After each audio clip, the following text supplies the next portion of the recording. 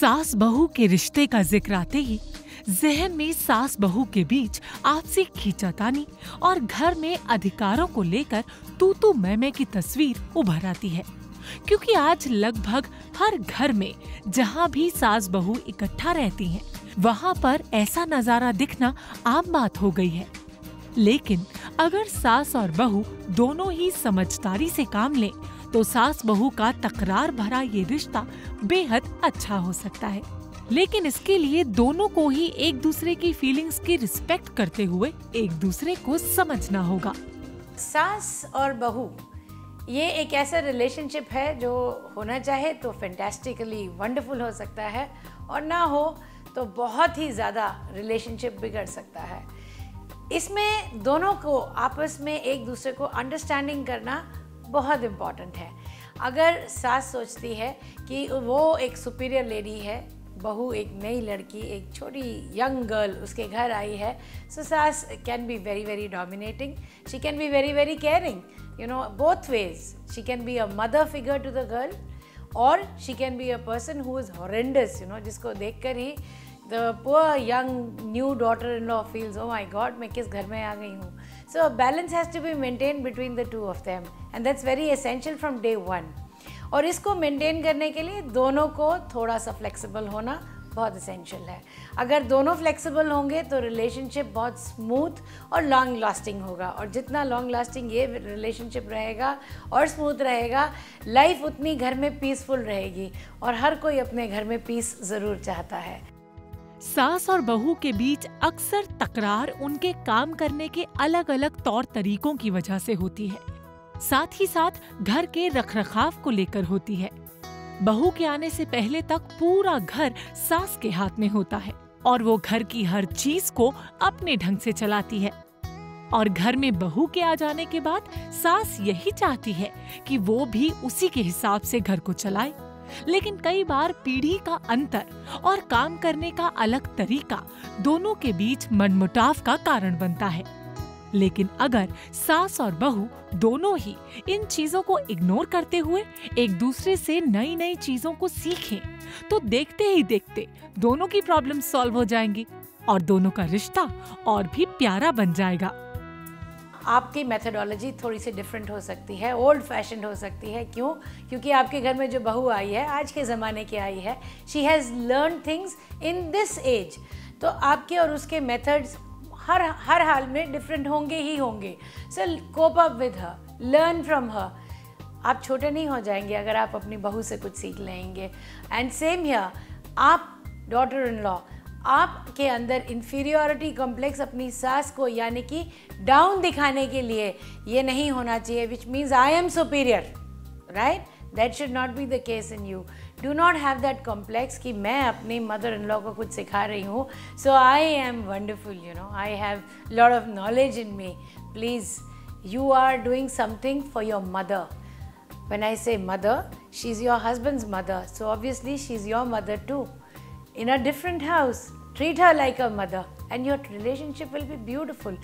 आप भी चाहते हैं ना आपके घर में एक peaceful atmosphere हो, so be good to your mother-in-law. किसी भी रिश्ते को अच्छा और स्ट्रॉन्ग बनाने के लिए बहुत इम्पोर्टेंट है कि आप अपने दिल में एक दूसरे के लिए रिस्पेक्ट बनाएं, और सास और बहू के रिश्ते में तो ये बात और भी ज्यादा जरूरी हो जाती है कि आप दोनों एक दूसरे को हर तरह से सपोर्ट करें।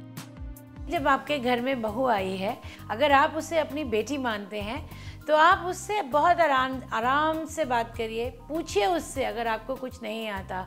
अगर आप उसको वो बेटी की जगह देंगे तो she will also feel good and she will become close to you. इससे क्या होगा कि अगर उसे कोई चीज़ समझ नहीं आ रही है and she is unable to you know cope up with things, तो वो आपकी सपोर्ट लेगी। She will also consider you as a mother.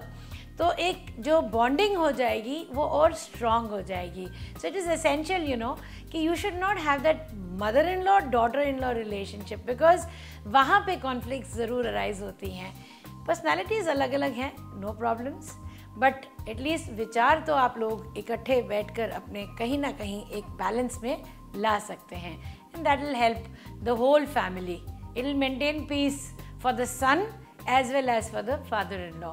आप किसी को कंप्लेंट नहीं करेंगे, घर में शांति रहेगी, और आप लोग सब खुश रहेंगे। इसके कारण आपकी कभी हेल्थ खराब नहीं होगी। That is essential, isn't it? So be happy, be comfortable in each others presence always. आज जिस तरह तेजी से वक्त बदलता जा रहा है, उसी तरह से चीजें भी बदलती जा रही हैं। ऐसे में सास के लिए बहुत इम्पोर्टेंट है कि वो बहू के नए तौर तरीकों को भी अपनाए, जिससे आपकी बहू भी आपके साथ कदम से कदम मिलाकर चल सके। सास जी, ये आपके लिए है कि अगर आप सोचती हैं कि आपके घर में जो नई बहू आई है वो स्मार्ट है और कहीं ना कहीं आपको इन्फीरियर फील करा रही है, सो प्लीज़ अंडरस्टैंड कि it is not that she wants to make you feel inferior. आप खुद इन्फीरियर फील कर रहे हैं। Nobody can make you feel inferior unless and until आप उसको परमिशन देते हैं, विच मीन्स आपके अपने थॉट प्रोसेस कहीं ना कहीं नेगेटिव हो रहे हैं and you need to change your thought process. Talk about things where you are uncomfortable. उसको नीचा दिखाने की कोशिश ना करें। ऐसा होता है कि कई बारी जब हमारे अंदर एक कॉम्प्लेक्स आ जाता है, हम सामने वाले को नीचा दिखाने की कोशिश करते हैं और ज़्यादातर मेजॉरिटी ऑफ द केसेस में हम दूसरे को नीचा ही दिखाने की कोशिश करते हैं। So why not do something to understand the person better, which means talk. अपने कम्युनिकेशन चैनल्स को ओपन रखिए। जितना ज़्यादा आप एक दूसरे के साथ कम्युनिकेट करेंगे, बात करेंगे, उतना ज़्यादा अच्छे से आप एक दूसरे को समझ सकते हैं। कहते हैं कि भले ही इंसान आपसे उम्र में बड़ा हो या छोटा, अगर वो आपको कुछ नया सिखा सकता है तो उससे बेझिझक सीख लेना चाहिए। ऐसा करने से आप छोटे नहीं माने जाएंगे, बल्कि नई नई चीजें सीखने से आप अप टू डेट तो रहेंगे ही, साथ ही साथ आपका लाइफस्टाइल भी पहले से बेहतर बन जाएगा। लेकिन ऐसा तभी हो पाएगा जब आप अपने मन से हेजिटेशन को पूरी तरह से निकाल देंगी और आप दोनों ही बिना एक दूसरे को डोमिनेट किए एक दूसरे की दिल से हेल्प करेंगी।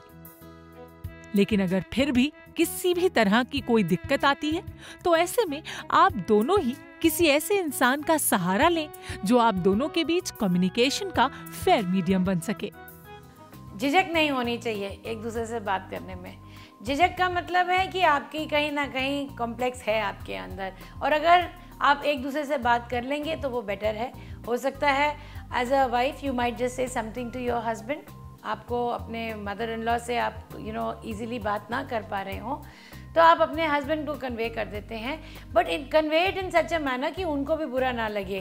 क्यों? क्योंकि उनकी मदर के बारे में आप बात कर रहे हैं and maybe he can help you out in a better manner.